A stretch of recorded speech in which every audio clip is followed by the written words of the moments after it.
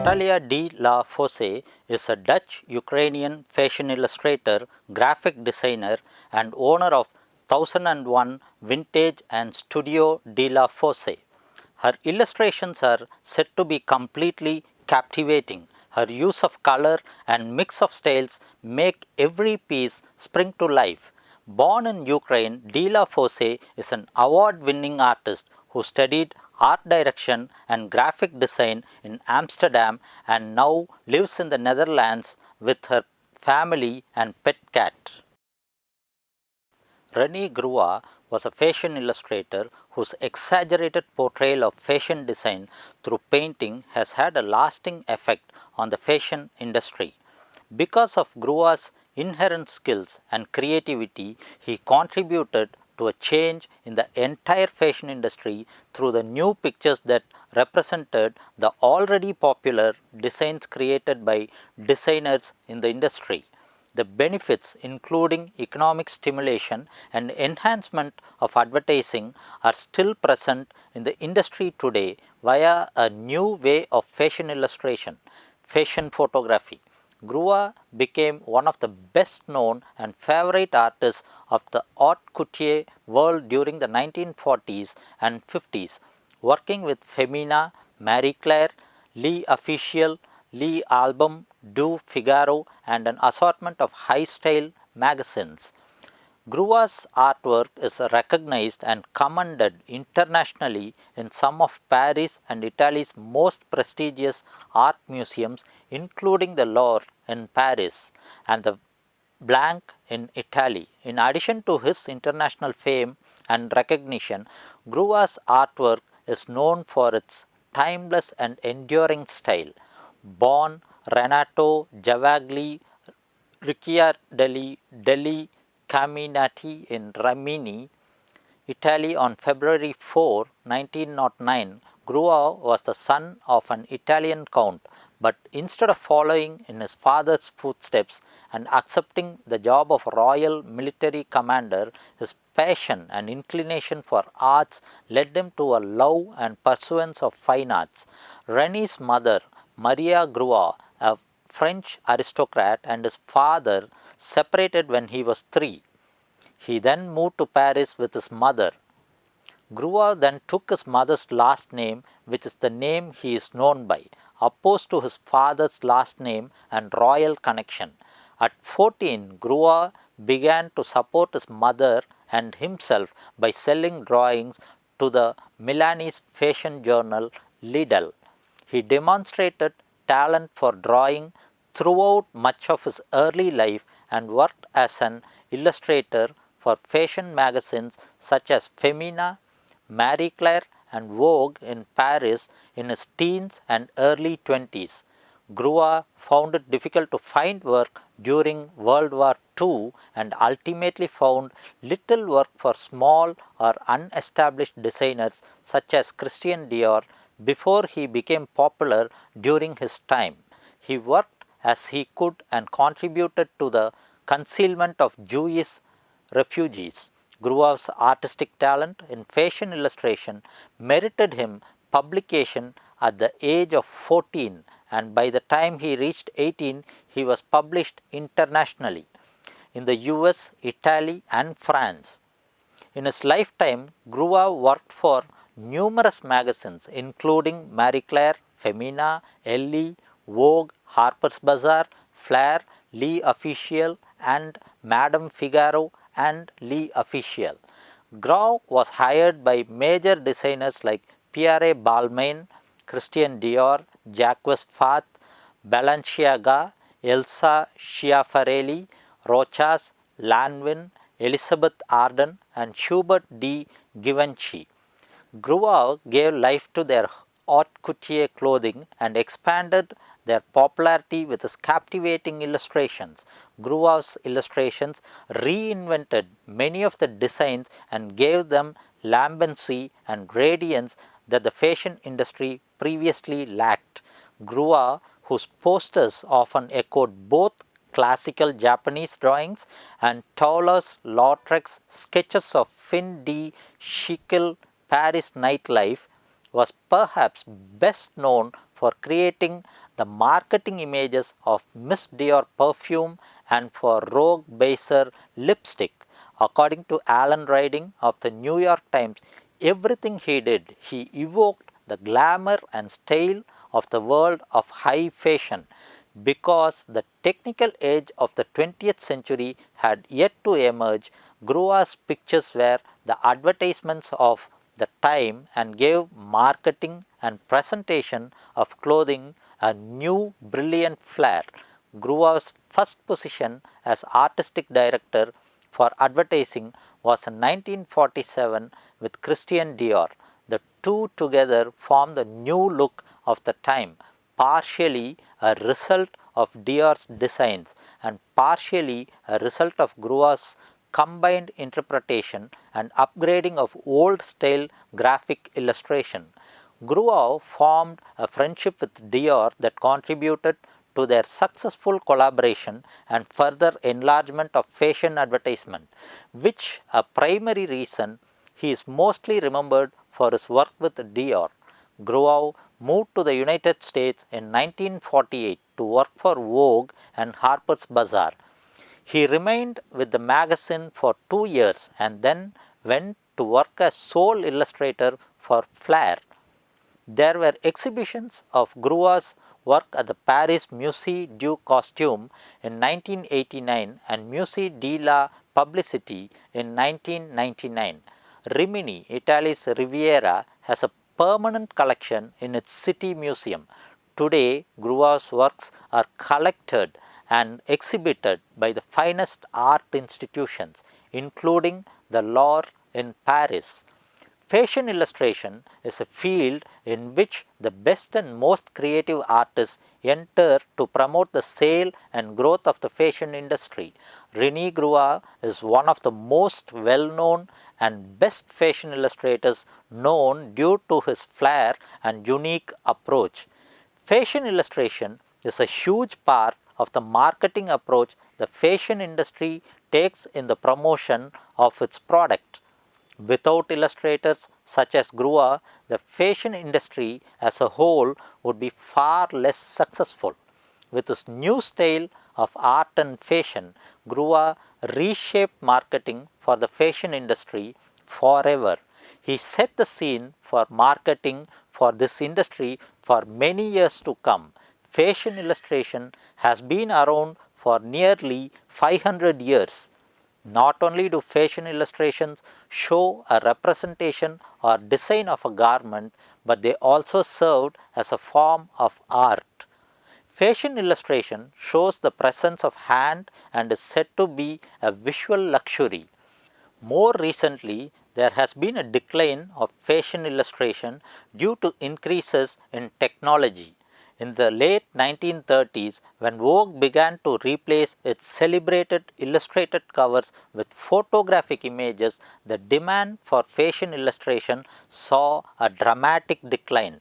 The first photographic cover of Vogue was a watershed in the history of fashion illustration and a watershed mark of its decline. The replacement of fashion illustration with photographs was criticized greatly by many in the fashion industry. There was a claim that the creativity and unique portrayal of the art of fashion was lost in the photos, and the need for illustration is apparent with the loss of that factor.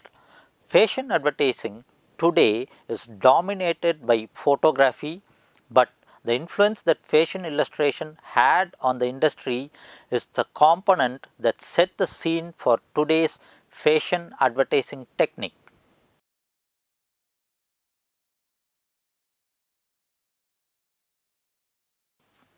Romain de TIRTOFF was a Russian-born French artist and designer known by the pseudonym RT from the French pronunciation of his initials. He was a diversely talented 20th century artist and designer who flourished in an array of fields, including fashion, jewelry, graphic arts, costume, and set design for film, theatre and opera, and interior decor. In 1907, he lived 1 year in Paris. He said about this time, "I did not discover Beatsley until when I had already been in Paris for a year. In 1907, he lived 1 year in Paris. He said about this time, I did not discover Beatsle until when I had already been in Paris for a year. Between 1910 and 1912, Romain moved to Paris to pursue a career as a designer. He made this decision despite strong objections from his father, who wanted Romain to continue the family tradition and become a naval officer. Romain assumed his pseudonym to avoid disgracing the family. He worked for Paul Poiret from 1913 to 1914. In 1915, he secured his first substantial contract with Harper's Bazaar magazine and thus launched an illustrious career that included designing costumes and stage sets. Between 1915 and 1937, Erty designed over 200 covers for Harper's Bazaar, and his illustrations would also appear in such publications as Illustrated London, News, Cosmopolitan, Ladies' Home Journal, and Vogue. Erty is perhaps most famous for his elegant fashion designs which capture the Art Deco period in which he worked. One of his earliest successes was designing apparel for the French dancer Gaby Deslys, who died in 1920. His delicate figures and sophisticated, glamorous designs are instantly recognizable, and his ideas and art still influence fashion into the 21st century. His costumes, program designs, and sets were featured in the Ziegfeld Follies of 1923. Many productions of the Follies, Bergerac, and George White's Scandals. On Broadway, the celebrated French chanteuse Irene Bordoni wore Erty's designs. In 1925, Louis B. Mayer brought him to Hollywood to design sets and costumes for the silent film Paris. There were many script problems, so Erty was given other assignments to keep him busy. Hence, he was designed for such films as Ben-Hur, The Mystic, Time, The Comedian, and Dance Madness. In 1920, he designed the set and costumes for the movie Restless Sex, starring Marion Davies and financed by William Randolph Hearst. By far, his best known image is Symphony in Black, depicting a tall, slender woman draped in black holding a thin black dog on a leash. The influential image has been reproduced and copied countless times. Erty continued working throughout his life, designing revues, ballets, and operas.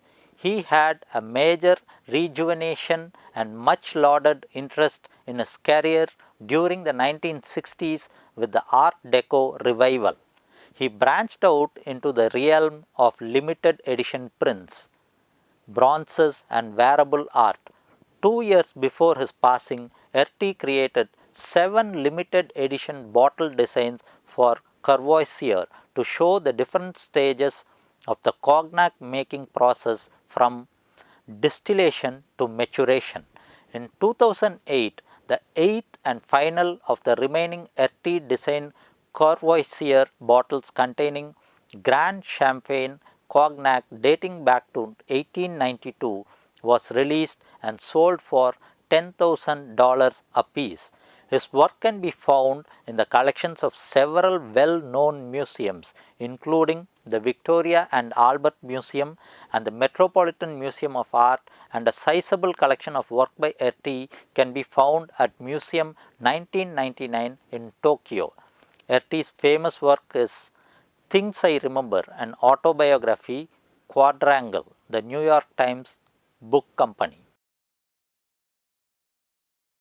Sir Cecil Walter Hardy Beaton, CBE, was an English fashion, portrait and war photographer, diarist, painter, interior designer, and an Academy Award winning stage and costume designer for films and the theatre. He was named to the International Best Dressed List Hall of Fame in 1970. Beaton was born on 14th January 1904 in Hampstead, the son of Ernest Walter Hardy Beaton, 1867 to 1936, a prosperous timber merchant, and his wife Etty Sissons, 1872 to 1962. Cecil Beaton was educated at Heath Mount School, where he was bullied by Evelyn Waugh, and St. Cyprian's School, Eastbourne, where his artistic talent was quickly recognized. Both Cyril Connolly and Henry Longhurst report in their autobiographies being overwhelmed by the beauty of Beaton's singing at the St. Cyprian School concerts. When Beaton was growing up, his nanny had a Kodak 3A camera, a popular model that was renowned for being an ideal piece of equipment to learn on. Beaton's nanny began teaching him the basics of photography and developing film. He would often get his sisters and mother to sit for him. When he was sufficiently proficient, he would send the photos off to London society magazines, often writing under a pen name and recommending the work of Beaton. Beaton attended Harrow and then, despite having little or no interest in academia, moved on to St. John's College, Cambridge, and studied history, art, and architecture.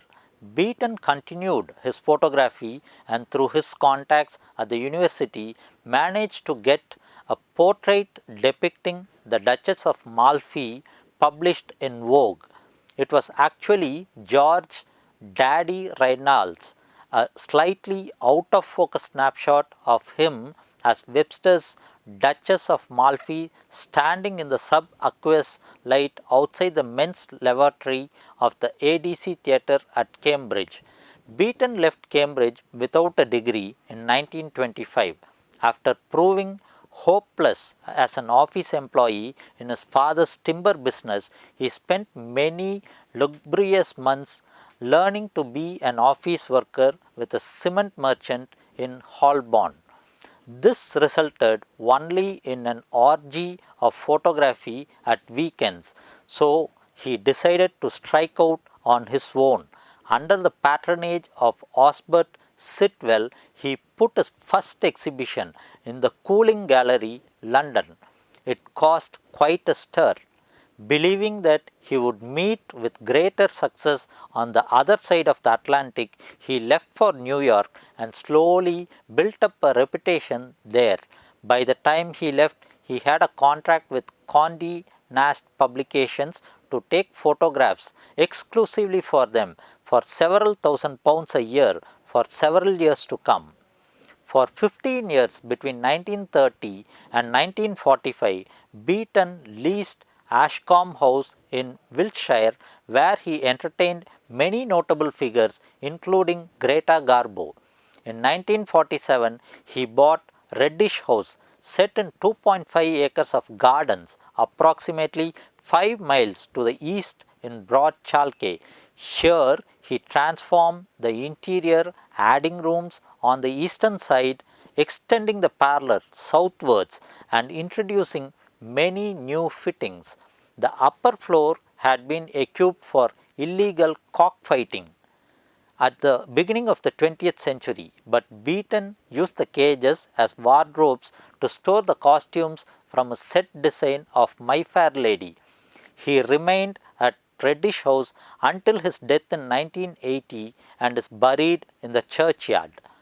Beaton designed book jackets and costumes for charity matinees. Learning the professional craft of photography at the studio of Paul Tanqueray until Vogue took him on regularly in 1927. He also set up his own studio, and one of his earliest clients and later best friends was Stephen Tennant. Beaton's photographs of Tennant and his circle are considered some of the best representations of the bright young people of the 20s and 30s. Beaton's first camera was a Kodak 3A folding camera. Over the course of his career, he employed large format cameras and smaller Rolleiflex cameras, Beaton was never known as a highly skilled technical photographer and instead focused on staging a compelling model or scene and looking for the perfect shutter release moment. He was a photographer for the British edition of Vogue in 1931, when George Honingen Schuon, photographer for the French Vogue, travelled to England with his new friend Horst. Horst himself would begin to work for French Vogue in November of that year. The exchange and cross-pollination of ideas between this collegial circle of artists across the Channel and the Atlantic gave rise to the look of style and sophistication for which the 1930s were known. Beaton is best known for his fashion photographs and society portraits. He worked as a staff photographer for Vanity Fair and Vogue in addition to photographing celebrities in Hollywood. However, in 1938, he inserted some tiny but still legible anti-Semitic phrases, including the word "kiki," into American Vogue at the side of an illustration about New York society. The issue was recalled and reprinted at vast expense, and Beaton was fired. Humiliated, Beaton returned to England, where the Queen recommended him to the Ministry of Information. He became one of Britain's leading war photographers, best known for his images of the damage done by the German Blitz. His style sharpened and his range broadened. Soon, Beaton's career was restored by the war. Beaton often photographed the royal family for official publication. Queen Elizabeth, the Queen Mother, was his favorite royal sitter, and he once pocketed her scented hanky as a keepsake from a highly successful shoot. Beaton took the famous wedding pictures of the Duke and Duchess of Windsor wearing an haute couture ensemble by the noted American fashion designer Mein Boker. During the Second World War, Beaton was initially posted to the Ministry of Information and given the task of recording images from the home front. During this assignment, he captured one of the most enduring images of British suffering during the war, that of 3-year-old Blitz victim Eileen Dunay recovering in hospital clutching her beloved teddy bear. When the image was published, America had not yet officially joined the war, but as images such as these by Beaton were splashed across the press in the US, the American public began to put pressure on their government to help Britain in its hour of need. Beaton had a major influence on and relationship with two other leading lights in British photography, that of Angus MacBean and David Bailey. MacBean was arguably the best portrait photographer of his era. In the second part of MacBean's career post-war, his work is clearly heavily influenced by Beaton, though arguably MacBean was technically far more proficient in his execution. Bailey was also enormously influenced by Beaton when they met while working for British Vogue in the early 1960s. Bailey's stark use of square format, that is 6 into 6 inches images, bears clear connections to Beaton's own working patterns. Additional Broadway credits include The Grass Harp 1952, The Chalk Garden 1955, Saratoga 1959, Tenderloin 1960 and Coco 1969. He is the winner of 4 Tony Awards. He also designed the sets and costumes for a production of Puccini's last opera Turandot, first used at the Metropolitan Opera in New York and then at Covent Garden. He also designed the academic dress of the University of East Anglia. After the war, Beaton tackled the Broadway stage, designing sets, costumes and lighting for a 1946 revival of Lady Windermere's Fan, in which he also acted. His most lauded achievement for the stage was the costumes for Lerner and Law's My Fair Lady 1956, which led to two Lerner and Law film musicals. Gigi earned him the Beaton, the Academy Award for Costume Design. My Fair Lady also earned him the Beaton, the Academy Award for Costume Design.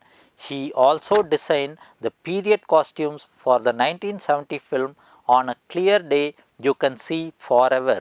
Cecil Beaton was also a published and well-known diarist. In his lifetime, 6 volumes of diaries were published spanning the years 1922 to 1974. Recently, a number of unexpurgated diaries have been published. These differ immensely in places to Beaton's original publications. Fearing libel suits in his own lifetime, it would have been foolhardy for Beaton to have included some of his more frank and incisive observations. He was made a Knight Bachelor in the 1972 New Year honors. 2 years later, he suffered a stroke that left him permanently paralyzed on the right side of his body. Although he learned to write and draw with his left hand and had cameras adapted, Beaton became frustrated by the limitations the stroke had put upon his work. As a result of his stroke, Beaton and the need for financial security for his old age, in 1976 he entered into negotiations with Philip Garner, expert in charge of photographs at Sotheby's.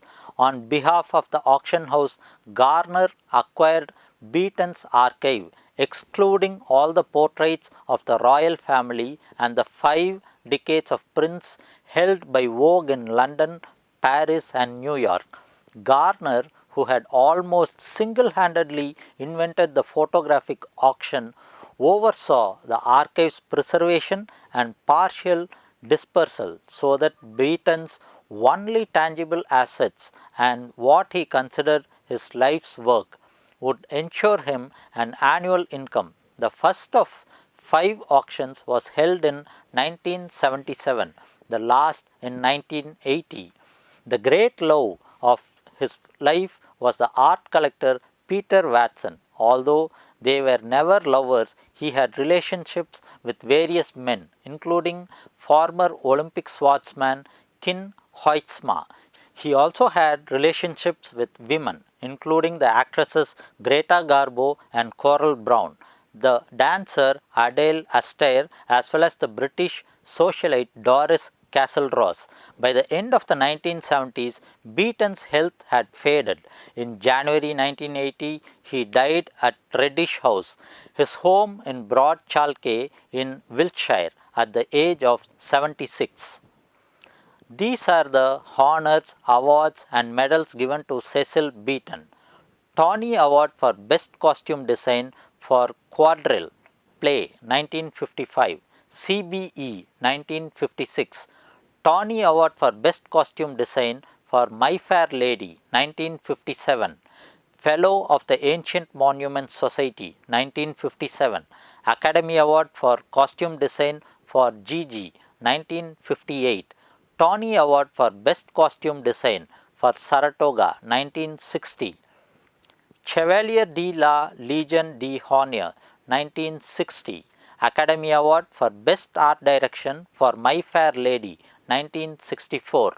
Academy Award for Costume Design for My Fair Lady 1964. Honorary Fellow of the Royal Photographic Society of Great Britain 1965. Tony Award for Best Costume Design for Coco Musical 1970. Knighthood 1972.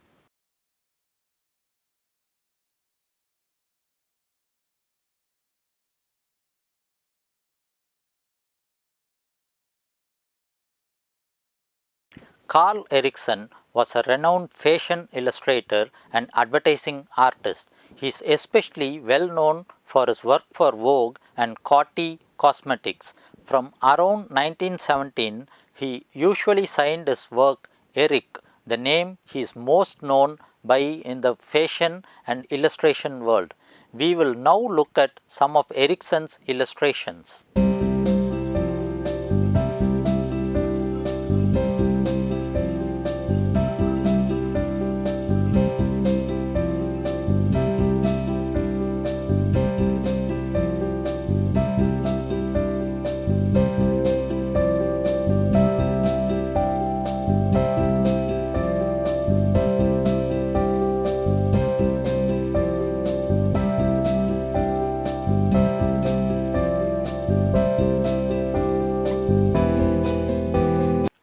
David Downton has attended Paris haute couture shows for more than a decade.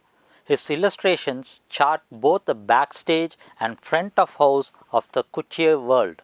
His portfolio includes portraits of models Erin O'Connor, Lily Cole, Linda Evangelista, and Carmen.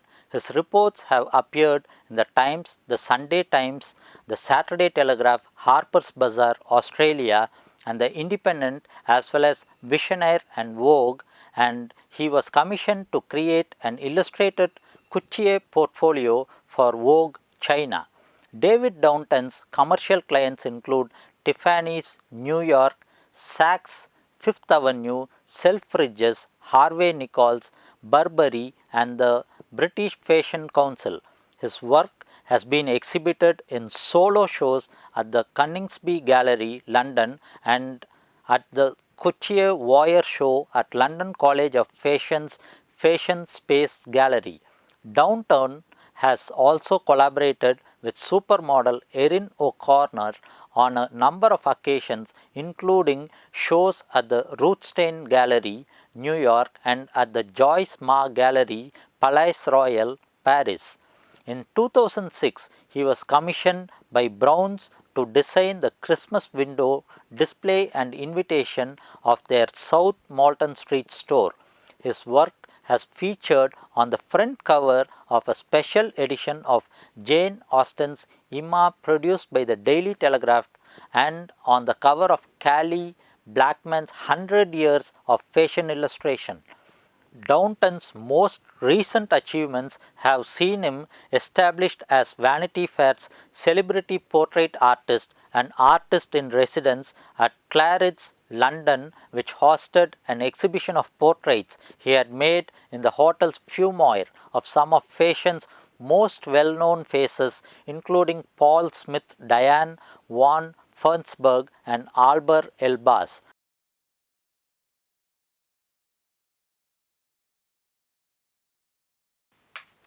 Julie Verhoeven is an illustrator, designer, and university academic who has collaborated with brands such as Louis Vuitton, Versace, and Peter Jensen.